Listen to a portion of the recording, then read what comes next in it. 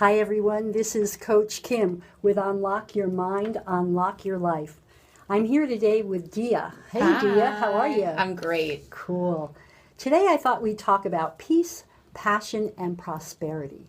And one of the most peaceful things that I can do in my entire life is walk the beach. Do you like walking the beach? I love the beach in general. I like walking the beach, running the beach, driving by the beach, swimming in the beach.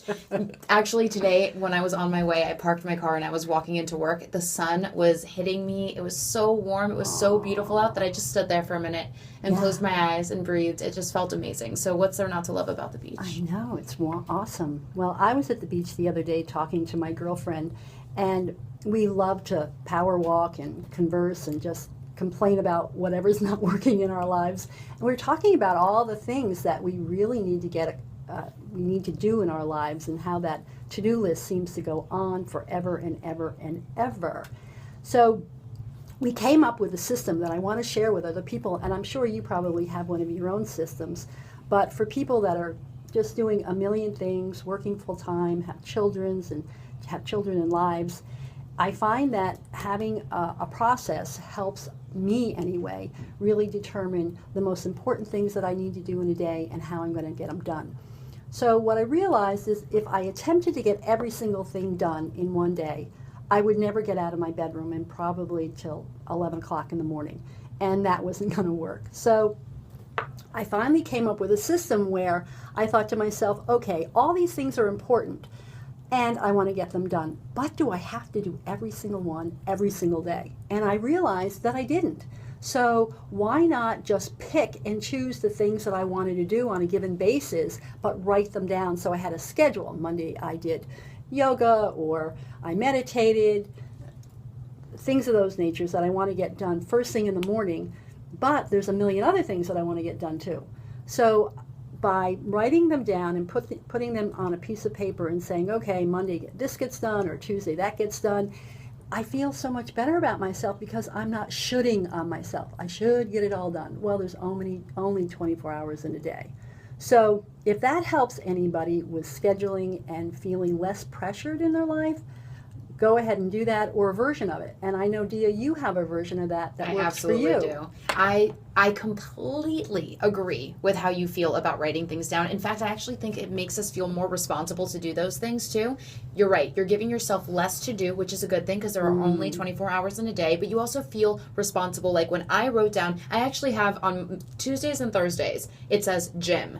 Yes, I try to go to the gym on Mondays and Wednesdays and Fridays, but I know that Tuesdays and Thursdays are my lighter days. Those are the days I go to the gym. It says gym on my calendar because that is a promise that I made to myself, just like I promised myself that I'm going to go to work in the morning and that I'm going to eat lunch during the day and that I'm going to have dinner and that I'm going to watch my favorite Netflix show. That is a promise that I wrote down, that I'm going to go to the gym on Tuesdays and Thursdays. And I was telling you earlier, we had a conversation about this. My Google Calendar is my best friend. We talked about this last week too. I feel stressed out knowing that I have a lot of things to do, not because what's going to happen next week stresses me out, but because I'm worried I'm going to forget about it. Writing it down, knowing it's in a safe place, knowing it's accessible to me at any time, and that I can check on it later, it totally is a weight off my shoulders. I'm not worried about it anymore. Yeah. It's great. I love it. Good for you. Yeah. And if there's any listeners out there that have a system that works for you, please let us know. We'd love to hear from you. Also, those of you that are listening to me now know that if you unfortunately can't listen to the show live, you can always go to my website, myperfectioninprogress.com, and you can listen to all the shows. And I know that a lot of people are tuning in for the first time, and I get it. They know you're a life coach, but tell us a little bit about what you do for people. What is it that makes your guidance special, or what you can do to help?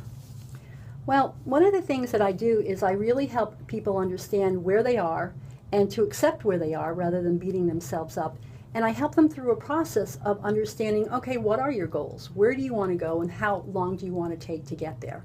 So I help anybody. I'll give you an example of a woman that I am working with now that has a great job, but she is tired of working weekends and has done so for many, many years. And it's like, okay, you know what? I'm in my 50s now.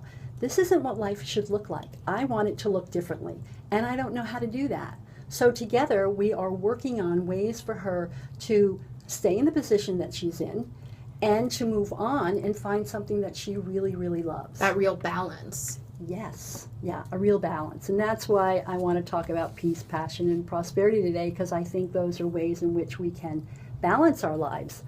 In terms of peace, I think of peace and I think, well, what does peace really mean? And, I think about happiness, I think about joy, because they all resonate to me when I think of the word peace. And I think about a story that Deepak Chopra once talked about. He was talking about old chairs, and there were two people talking about chairs, and one guy says, look at that chair, it's old and decrepit, and throw it away. And the other guy said, you know what? That chair reminds me of my grandma. I remember when she used to rock in it, and she used to hold me, and I just loved it so much. So what I'm realizing about that story is that we all have different perceptions. And if we have a negative, low perception of ourselves, then that's what the world's going to get back to us. We have to change the perception, and really that's the hardest part, because people say to me, well, how do I do that? How do I come from a place of peace or passion?